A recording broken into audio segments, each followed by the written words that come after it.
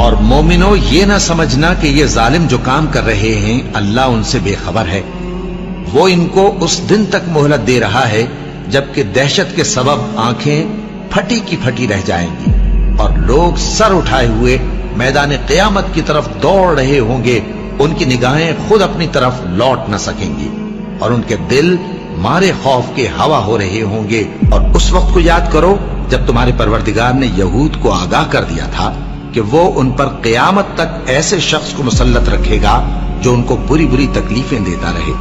بے شک تمہارا پروردگار جلد عذاب کرنے والا ہے اور وہ بخشنے والا مہربان بھی ہے۔ اب کیا جو لوگ بری بری چالیں چلتے ہیں اس بات سے بے خوف ہیں کہ اللہ ان کو زمین میں دھسا دے یا ایسی طرف سے ان پر عذاب آ جائے جہاں سے ان کو خبر ہی نہ ہو، یا ان کو چلتے پھرتے پکڑ لے تو وہ اللہ کو عاجز نہیں کر سکتے، یا جب ان کو عذاب کا ڈر پیدا ہو گیا ہو تو ان کو پکڑ لے؟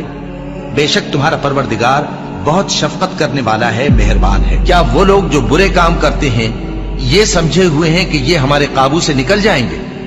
جو فیصلہ یہ کرتے ہیں برا ہے۔ یہ لوگ اپنی تدبیروں میں لگ رہے ہیں اور میں اپنی تدبیر کر رہا ہوں، اور میں ان کو مہلت دیے جاتا ہوں، میری تدبیر بڑی مضبوط ہے۔